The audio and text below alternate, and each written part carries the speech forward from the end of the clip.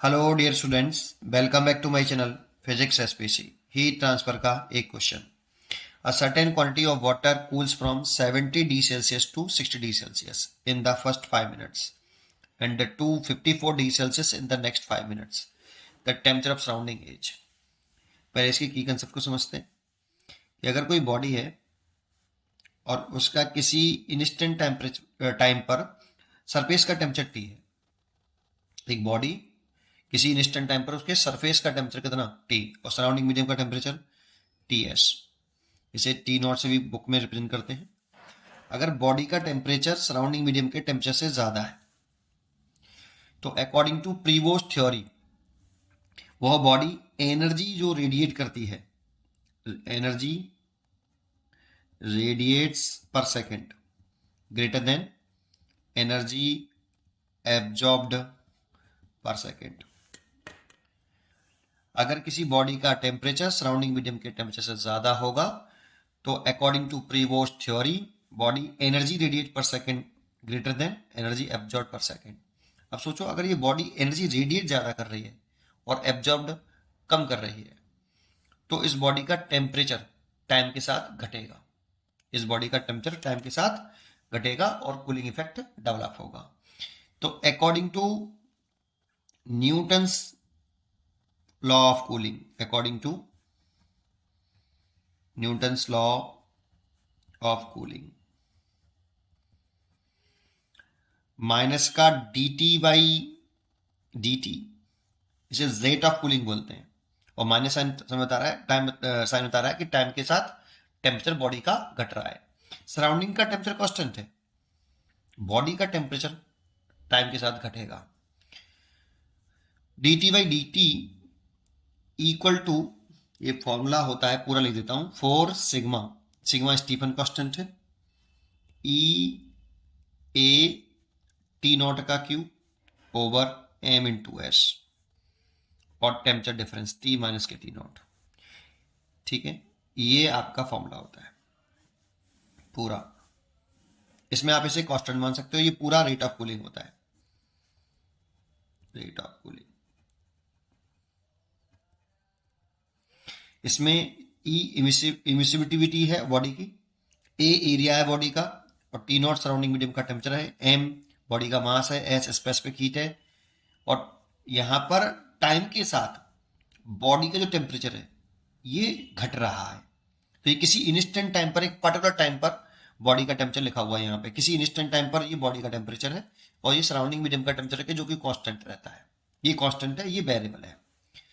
तो देखो, अगर ऐसा है तो अगर ये वेरिएबल है, किसी इंस्टेंट टाइम पर टेम्परेचर लिखा हुआ है, तो इसको हम इसमें एक अप्रोक्सीमेशन लगा सकते हैं। Approximation of Newton's law of cooling, Newton's law of cooling. देखो, पहले से इसमें एक अप्रोक्सीमेशन था कि न्यूटन्स लॉ ऑफ कूलिंग तब लगा सकते हैं जब बॉडी के टेम्परेचर में और सराउंडिंग मीडियम के टेम्परेचर में डिफरेंस बहुत अधिक ना हो। वो मान लेते हैं 35 डिग्री सेल्सियस के आसपास मान सकते हो आप। मतलब टेम्परेचर, बॉडी का टेम्परेचर और सराउंडिंग मीडियम के टेम्परेचर में डिफरेंस 35 डिग्री सेल्सियस से ज्यादा नहीं होना चाहिए, तब लगा सकते हैं न्यूटन्स लॉ ऑफ कूलिंग। लेकिन इसके अंदर भी फिर एक अप्रोक्सीमेशन और आया, न्यूमेरिकल करने के लिए हम इस अप्रोक्सीमेशन का यूज करते हैं।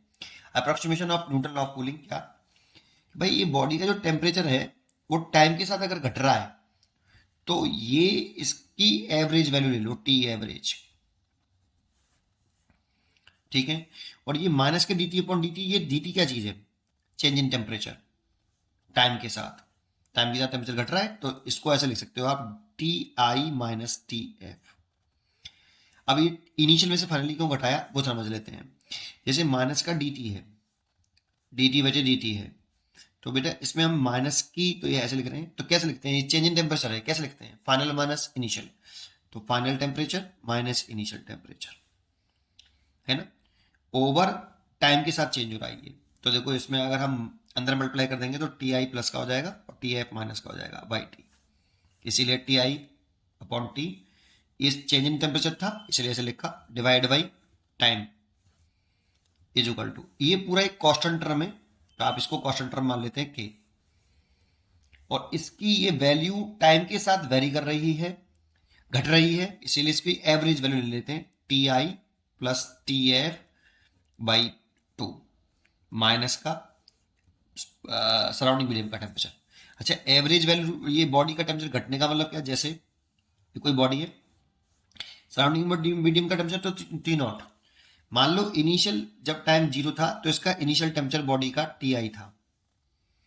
अब जैसे जैसे टाइम घटा, टाइम बढ़ा, टी समय पर बॉडी का टेम्परेचर घट गए, टी फाइनल हो गया, टी आई से टी एफ। 0 समय पर बॉडी का टेम्परेचर टी आई और टाइम बढ़ने पर टेम्परेचर घट रहा है, इसलिए टी सेकंड पर एक पर्टिकुलर टाइम पर इसका बॉडी का टेम्परेचर टी एफ मान लिया। तो इसीलिए इनिशियल टेम्परेचर टी आई है, फाइनल टेम्परेचर टी एफ है। ये फॉर्मूला बन जाता है बेटा। ये देखो मैंने एवरेज वैल्यू लिखी है पूरी, ये वाली के कांस्टेंट टर्म है। इस फॉर्मूले से आप इस क्वेश्चन को सॉल्व कर सकते हो। अब इस क्वेश्चन में कुछ नहीं है, करते हैं केस नंबर 1। कह रहा है कि एक बॉडी जब टेम्परेचर 70 से कितना चेंज हो रहा है, 60 डिग्री सेल्सियस। ये इनिशियल हो गया टी आई और ये वाली वैल्यू टी एफ हो गई। कितना समय लग रहा है इसमें, 5 मिनट लग रहा है बेटा। तो 5 मिनट पर इतना टेम्परेचर है, इनिशियल टेम्परेचर ये था, 5 मिनट पर इतना टेम्परेचर होता है 60 डिग्री सेल्सियस। तो ये लगा दो इसमें, 70 initial minus final over time लगा 5 minutes, 70 to 60 in the 5 minutes is equal to K, तो कांस्टेंट हो गया, T I 70 plus 60 divide by 2 minus surrounding medium का टेम्परेचर। यहाँ पर पूछा है हमसे temperature of surrounding find out करना है, ये हमें फाइंड आउट करना है भाई। तो टी नॉट ही लिख लेते हैं। देखो ये 10 हो गया, 10 से 5 का डिवाइड करेंगे तो 2 हो गया, ठीक है। कि ये 130 हो गया ऐड करने पर, 130 में 2 का डिवाइड करेंगे तो 65 हो गया, माइनस के T not. This is a first equation. Case second भी है बेटा हमारे पास। क्या कह रहा है, पहले 60 हो गया, अब 60 से 54 डिग्री सेल्सियस होने में, 60 से 54 डिग्री सेल्सियस होने में अगले फिर 5 मिनट लग रहे हैं, तो टाइम लग रहा है 5 मिनट्स, ये है ना। तो सराउंडिंग मीडियम का टेम्परेचर पूछ रहा है, ठीक है। तो जरा देखते हैं, 60 minus 54 divide by 2 is equal to K, इसी फॉर्मूले पुट कर रहे हैं, T I 60 plus 54 divide by 2 minus T naught. ये 6 हो गया शायद, हाँ 6 ही बचा ना, हाँ ये 2 क्यों आया यार, ये 5 आया, ठीक है।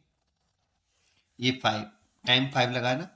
अच्छा ये 60 में से 54 हो गया तो 6/5 हो गया ये, है ना, इज इक्वल टू के।